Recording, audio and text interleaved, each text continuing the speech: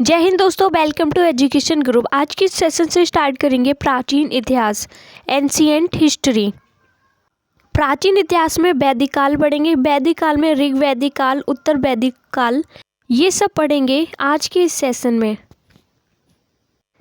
प्राचीन इतिहास, इसमें वैदिक काल से लेकर राजपूत काल तक का अध्ययन किया जाता है। प्राचीन इतिहास में वैदिक काल 1500 ईसा पूर्व से 600 ईसा पूर्व तक रहा। इसे दो भागों में बांटा जाता है, ऋग वैदिक काल, उत्तर वैदिक काल। ऋग वैदिक काल में ऋग्वेद की रचना हुई, इसीलिए इसका नाम ऋग वैदिक काल पड़ा। ऋग वैदिक काल 1500 ईसा पूर्व से 1000 ईसा पूर्व तक रहा। उत्तर वैदिक काल ये 1000 ईसा पूर्व से 600 ईसा पूर्व तक रहा। वैदिक समाज के निर्माता आर्य थे। आर्य मध्य एशिया से आए थे और भारत में सप्त सैंधव प्रदेश यानी कि वर्तमान में पंजाब, हरियाणा, यहाँ पर बसे थे आके ये आर्य लोग। और आर्यों ने खैबर दर्रे से भारत में प्रवेश किया था। आर्यों की भाषा थी संस्कृत, जो देवताओं की भाषा थी।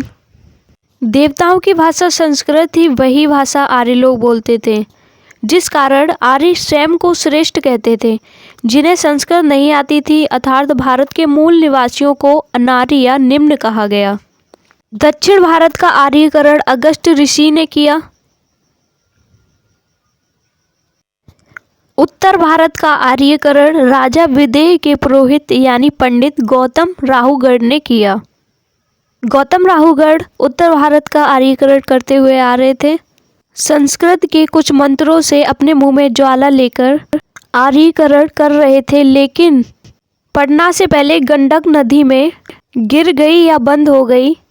इसी कारण ये गंडक नदी को पार करके पटना नहीं पहुंच पाए थे, जिस कारण अथर्ववेद में पाटलिपुत्र को अछूतों की भूमि कहा गया है और यहाँ के गंगा जल को पवित्र नहीं माना गया है। इस समय सबसे प्रिय पशु गाय थी, जो समृद्धि का संकेत थी। गाय थी, वो समृद्धि का संकेत थी। गाय की हत्या करने पर मृत्यु दंड दिया जाता था। उस समय राजा का मुख्य कार्य था गाय की खोज करना। इस घटना को गवष्टि कहा जाता है। उस समय अर्थव्यवस्था का मुख्य आधार कृषि था। वैदिक समाज ग्रामीण सभ्यता थी। ऋग्वेद के 7वें मंडल में 10 राजयुद्ध की चर्चा है।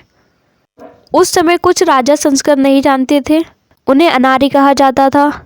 उन्हीं में से 10-10 अनार्य राजा लड़ने गए, उसी को 10 राज युद्ध कहा जाता है। जो आर्य तथा अनार्य के बीच में हुआ, उसमें आर्य की विजय हुई। आर्यों का सबसे मजबूत कबीला था भरत।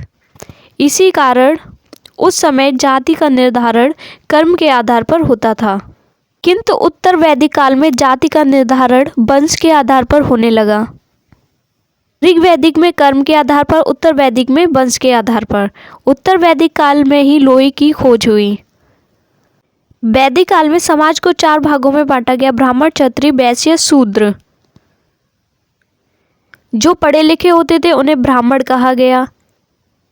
जो सेना में या किसी की रक्षा करते थे उन्हें क्षत्रिय कहा गया। और जो व्यापार करते थे उन्हें वैश्य कहा गया। जो किसी का काम करते थे उन्हें शूद्र कहा गया। वैदिक काल में वैदिक काल की नदियाँ। वैदिक काल में झेलम नदी को वितस्ता कहा जाता था और ब्यास नदी को विपाशा कहा जाता था। चिनाब को अस्किनी चिनाब नदी को कहते थे। सतलज को शत्रुदी, रावी को पुरुषणी रावी नदी को कहते थे। गंडक नदी को सदानीरा, सरस्वती नदी को उस टाइम घग्गर कहा जाता था। और सिंधु नदी को सिंधु नदी को कहा जाता था। वैदिक साहित्य में सर्वाधिक चर्चा सिंधु नदी की है, क्योंकि यह सबसे महत्वपूर्ण नदी थी। वैदिक साहित्य में सबसे महत्वपूर्ण नदी सिंधु नदी थी।